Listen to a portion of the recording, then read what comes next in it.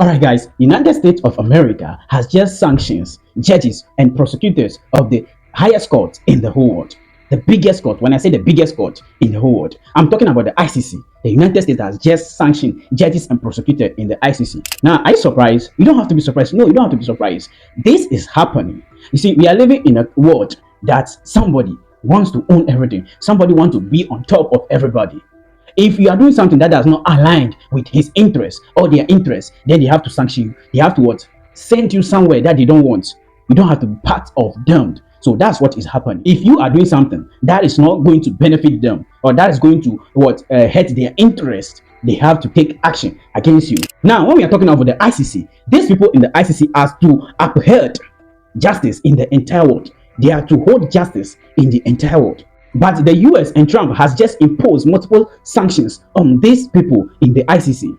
But first of all, let's get to understand the reason why the ICC court was created. Why this court was created? This court was actually created absolutely to end impunity, like the groups that we have, these kind of groups, to end that impunity, like people killing each another, unaliving each another for free, going scot-free, without nobody holding them accountable for their actions, with nobody holding them responsible for what they have done.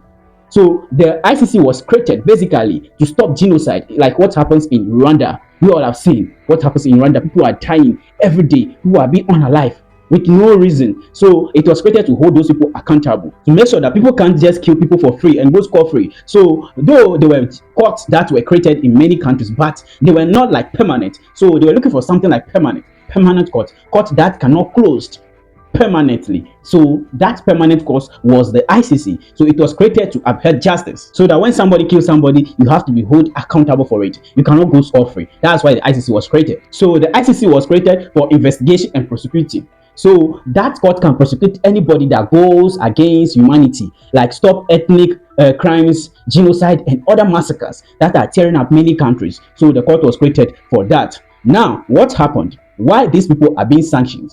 Okay, they are being sanctioned over the efforts to directly investigate, arrest, detain, or prosecute national of the United States or Israel without the consent of either nations. So what am I saying this? They are being sanctioned by the US because they are investigating. They are directly in the effort of investigating or arrest people of the United States or Israel without any of these two nations' consent.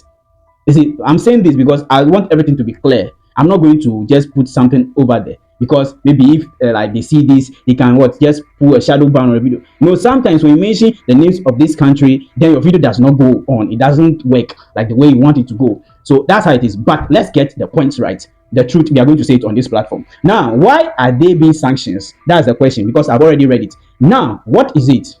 Okay, apparently there's an investigation going on. An investigation against the Prime Minister and the Chief of Defense of Israel.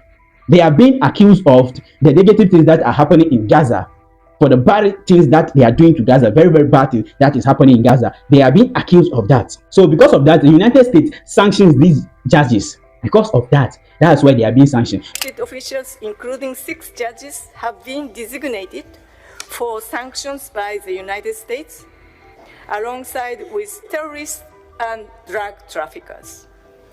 Their personal and family lives are being unsettled, and their ability to conduct financial transactions disrupted, also in the territories of state parties, including in Europe. So the United States will sanction anyone that come across them with no benefit. Anyone that is against any of their allies, United States will sanction that person. Yeah, I think so, because they are sanctioning these people because of doing their job, what that organization was created for, what they are being there for, what they are being selected for to do. They are just doing it, and they are being sanctioned. Now, this organization or this group was created to prevent people from unaliving each other, to prevent people from causing havoc to each other.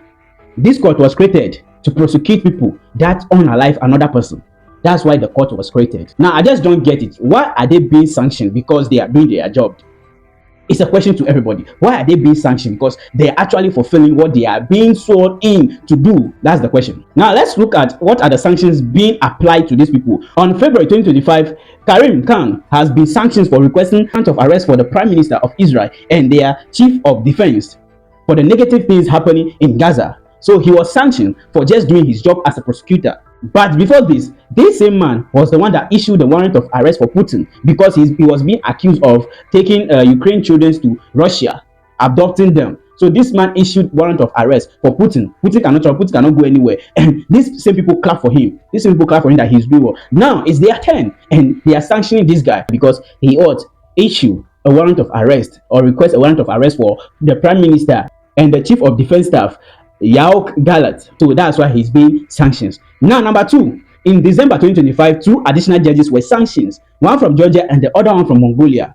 Kocha Lakipanji and Edenabasurin Dadin, they were sanctioned because they upheld the ruling against Israel appeal on Gaza. Now, let me explain why this happened. There was an accusation against Israel about Gaza. So Israel dropped an appeal against the accusation, said they have nothing going on, they have nothing to do about that, or they are not at any fault. And these judges upheld the appeal. With their knowledge, they are saying that the prime minister of Israel and the chief of defense are still at fault. They are still at fault. So they have to be arrested. They have to be arrested. That's why they upheld the appeal. That's what it means. They withheld the appeal. So because of that, they are also being sanctioned by the United States of America, because that does not benefit them. So the ICC issued a warrant of arrest for these two people, the prime minister and the chief of defense. What did Israel say about that? Israel said that you cannot judge us. You can't judge us because we are not a member of your court. So you don't have any right to judge us. The ICC said no. We can still judge you. It doesn't matter who you are. We can still arrest you. So the ICC just allowed the case to be on, and the warrants were still in the continuation. So because of that, Trump said, okay, I'm going to sanction you people because of that. So apparently, 11 judges were sanctioned. 11 judges were under sanction by the United States of America right now as I'm speaking to you. Now, what are the effects of the sanctions? Number one, they freeze their assets, especially anything that you have in the United States of America, anything that you own, whether houses, whether cars, whether a bank, whether investment, everything are going to be closed and everything is going to be seized. They are going to seize everything, and you have no access to them. That's one of the effects. Our credit cards would be cancelled. That there would be some difficulties with banking in some banks. That there may be a measure of overcompliance with some banks. And that our children, for instance, and our spouses would not. Two, travel ban. Simply, you can't go to the United States of America again. You can't go to America. Even if you have kids there, you can't go. If you have a wife there, you can't go. If you have anybody, you can't try it. You can't go to America. Travel ban, visas, they are going to restrict your visas, everything. You will not have any chance of going to America again. Thirdly, financial restrictions. This one applies to you having any investment in any bank in America. You can't have anything to do with that because that is being freezed already. Now, you can't work in Europe with any bank that is linked to America Bank. You can't access any of them because that is also restricted. You will not have anything to do with any bank linked to America Bank. Even when you are in Europe, talking of going to America, you wouldn't have anything. So you are going down for it because you are being sanctioned and you are down for it. And even sometimes you can't even buy tickets, flight tickets, you can't pay for tickets, you can't use Yahoo, you can't use some of the emails, you can't access anything because you're under sanction by the United States of America. Those are some of the effects. Now, Trump believes that the sanctions are illegitimate and dangerous precedent, endangering his personal. So basically, Trump believes that the accusation of the ICC are false. So critically, anybody who wants to stand against Israel on the issue of Gaza will face problem with the United States of America. You are going to face problem with the United States of America because they see that there's nothing wrong with what Israel is doing to Gaza. I'm just explaining what is currently happening because you can see in the scenario what they are trying to say. Now, let's talk about the ICC, the International Criminal Court. You all know that many of the African presidents or many presidents, especially African leaders, never agree with this ICC. Doesn't have any stance with the ICC. They only criticize the ICC because it's being seen like, look at this group, look at them. All of these are African leaders or African people, black men. They are being seen, this ICC is being said like it's created for we Africans, it's created for the African continent. It's a Western tool used against Africans. Now let's look at this. This man, Laurent Gbagbo from Cote d'Ivoire, Joseph Kony from Uganda, this man, Omar al-Bashir from Sudan, William Ruto, president of the Kenyan, he was indicted for 27 to 28 violence charges and were later dropped in 2016. Look at that. So these all people are Africans, African leaders, and they are being accused by the ICC. Some were arrested by the ICC. Okay, let's look at this again. Jean-Pierre Bemba from Congo was also accused by the ICC. Bosco Ntanga sentenced to 30 years imprisonment. Blackman was also arrested by the ICC and accused. These are all black men. So this is why many see this organization or this institution, the International Criminal Court, as a tool for the Western. It's a Western tool used to exploit African leaders, used to use against African people or African leaders. So that's why many people do not agree with this ICC. Even recently, we see Burkina Faso, Niger, and Mali withdrawing from the ICC because they accuse ICC of Western tool. This ICC is being used against African people. It's not of no value. That's why Burkina Faso, Niger, and Mali promote themselves from the ICC. Because if it is not a Western tool, where is Bush?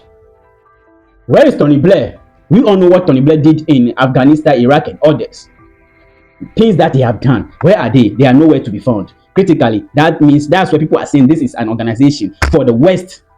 It's not for Africa, it's for the West. That is why Robert Mugabe, Zimbabwe president, is always a good and great critic of the ICC. Because he once said that this organization is for the West. And he thinks African to create a court that will try Europeans for colonial crimes. Because he thinks this organization is not favoring Africans.